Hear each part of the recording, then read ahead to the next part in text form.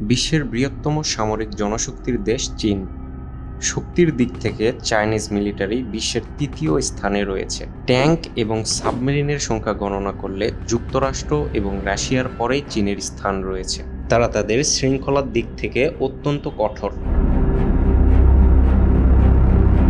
তারা দেশের স্বার্থে যে কোনো পরিবেশে যে কোনো পরিস্থিতিতে মাঠে নামতে প্রস্তুত। তাদের কঠোর ডিসিপ্লিন এবং কিছু বিশেষ বৈশিষ্ট্যের কারণে তারা গোটা পৃথিবীর কাছে পরিচিত। এমনকি শুধু শরীরচর্চা বা ডিসিপ্লিনের মধ্যে তারা আবদ্ধ থাকে না।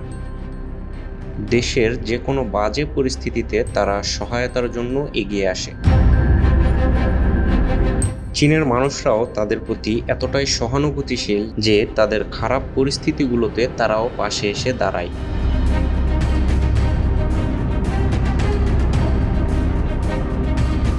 তবে তারা যে কোনো প্রাকৃতিক দুর্যোগে সহায়তার জন্য ঝাঁপিয়ে পড়ে।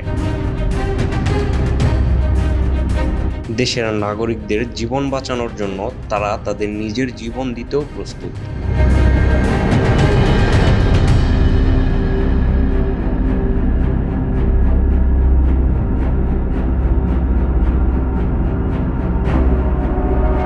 আমরা সকলে জানি চীন ভূমিকম্প প্রবলিত একটি দেশ।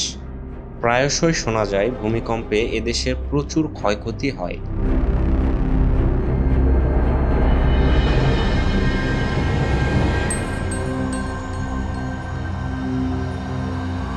দেশে বিভিন্ন ঝুঁকির সময় তাদের নাগরিকদের সুরক্ষা এবং জীবনযাত্রার উন্নতির জন্য প্রাথমিক স্বার্থের পরিপূরণ করা হয়।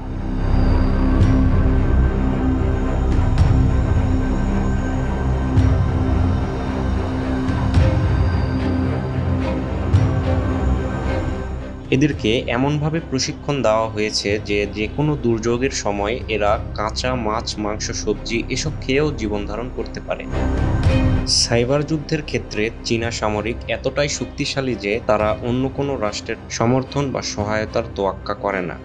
চীনা সামরিক প্রযুক্তির দিক থেকে অনেক উন্নত। তারা এমন কিছু গোপন অস্ত্র সংরক্ষিত করে রেখেছে যা তাদের যুদ্ধের সময় কাজে আসবে এবং এ সম্পর্কে তারা তাদের দেশের নাগরিকদেরও অবগত করে না।